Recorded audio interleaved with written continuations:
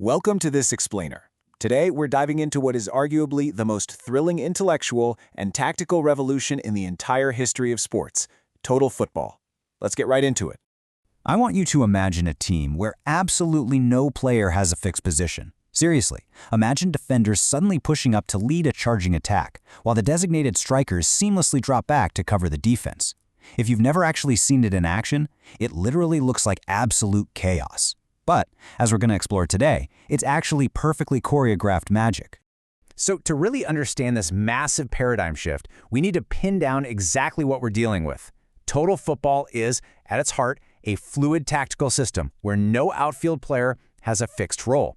And to pull this off, it relies on just incredibly high levels of football intelligence and spatial awareness. The entire goal here is to expand the pitch, making it feel as massive as possible when you're attacking, and then ruthlessly compressing it with a high line and intense proactive pressing the second you're defending. Section 1. The core mechanics and early pioneers. Let's look at how this radical idea first took root. Now, total football wasn't just invented overnight.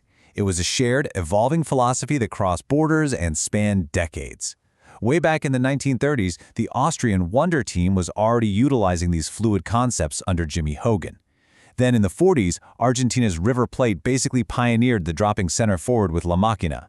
Moving into the 50s, you had the Hungarian Magical Magyars just dominating everyone with their positional swapping. And finally in the 1970s, the whole system was fully perfected over in the Netherlands by Ajax Amsterdam.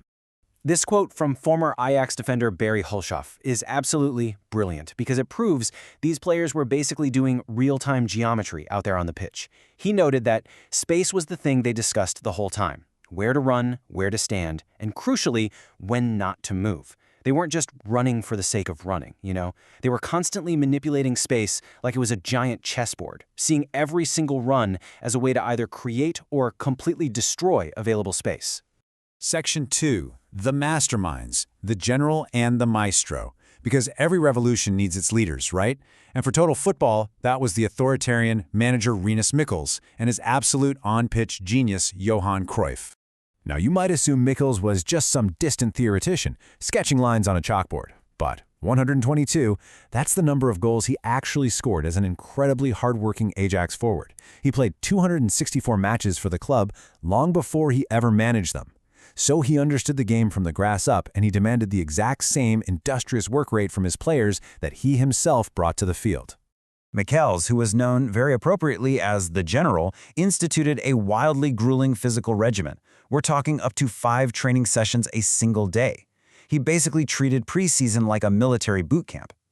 His philosophy was crystal clear. Football is war. Whoever behaves too properly is lost. To execute his dizzyingly fluid system, he demanded absolute supreme fitness. You literally couldn't survive on his pitch without it. So here's the really crucial point. Michels gave his captain, Johan Cruyff, the ultimate freedom to roam. Cruyff acted as what we call a false nine. Instead of just staying planted up top as a traditional striker, he would intentionally drop deep into the midfield, essentially acting as a manager right there on the field. This brilliant movement would drag opposing defenders completely out of position, and while they were scrambled, his teammates would seamlessly surge forward to fill the gaps he just created. It was like clockwork. Section 3. Destroying the Catenaccio lock. To really appreciate this fluid system, we absolutely have to look at the defensive giant it ultimately slayed.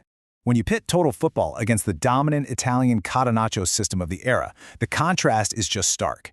Catenaccio was all about deeply defensive, rigid roles and incredibly strict man marking. But total football's constant motion, it completely broke the code. Think about it for a second. Strict man marking is completely useless. In fact, it's actually highly detrimental. If the guy you're guarding keeps swapping positions and dragging you all over the field, you end up just pulling your own defense apart. And the results? They were historically devastating. Ajax went on to win 3 back-to-back European Cups, but the real standout was the 1973 Super Cup. It was a staggering 6-0 demolition of AC Milan, and it was basically the final nail in the coffin for Catenaccio. It proved once and for all that fluid attacking motion could completely shatter the most rigid defensive lock in the world. Section 4. Triumph and Tragedy, the 1974 World Cup. Because taking this revolutionary system to the global stage brought Michels and the Dutch national team both mesmerizing beauty and, well, ultimate heartbreak. The 1974 Dutch team, the Oranje, just captivated the entire world. They brought in a sweeping goalkeeper, Jan Jongbloed, who actively played way outside his area to support their high defensive line. They even assigned their jerseys alphabetically. Well, except for Cruyff, obviously, who kept his iconic number 14. They went out there and totally humiliated heavyweights like Brazil and Argentina, boasting an insane 14-to-1 goal ratio before the final. I mean, they looked absolutely invincible. But then, in a really dramatic twist of irony, the greatest team never to win a World Cup basically fell short by their own hand. In the final against West Germany, the Dutch actually scored a penalty in the very first minute before the Germans even touched the ball. But instead of pushing forward, they started playing with this sort of point-proving arrogance, just passing the ball around without actually killing the game off. And while they were doing that, West Germany's Bertie Vogts successfully man-marked Johan Cruyff. He completely neutralized the brain of the operation. So without Cruyff orchestrating that space, the fluidity broke down, West Germany regained midfield control, and they won 2-1. Section 5. The Factory of Excellence. The Ajax Youth Blueprint. Because despite that agonizing 1974 heartbreak, the Dutch made entirely sure their philosophy would outlive them. They did this by institutionalizing it at the world-famous Ajax Youth Academy, De Toekomsday. They made every single age group consistently play the exact same 4-3-3 formation, which ensured a completely seamless transition up to the first team.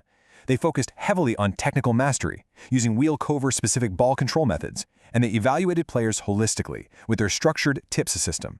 The coaches there, they weren't just trainers, they acted as cultural leaders, blending school, family, and sport. By doing all of this, Ajax effectively built an endless assembly line of total footballers, all completely ready to adapt to highly dynamic match situations. Section 6. The Modern Football Legacy. Let's look at how this exact blueprint built an enduring legacy that directly shapes the matches we're all watching on TV today. So the famous Italian manager Arrigo Sacchi absolutely despised the boring defensive football of his own country. To revolutionize AC Milan, what did he do? He went out and bought 3 Dutch superstars straight from the total football lineage. Marco van Basten as a clinical forward, Ruud Gullit as a dynamic midfielder, and Frank Rijkaard holding down the defensive midfield. Sacchi used these incredibly versatile players to enforce spatial control and just completely dominate European football in the late 80s and early 90s. You can literally trace this genius through an unbroken coaching tree. In the 1970s, you have Rinus Michels perfecting total football at Ajax. Then in the 90s, his star pupil, Johan Cruyff, takes those exact lessons and institutes the dream team, positional play over at Barcelona. And finally, in the 2000s and beyond, one of Cruyff's own players, Pep Guardiola, takes those concepts and evolves them into the modern tiki-taka possession dominance we see today at clubs like Man City. It's an incredible evolution.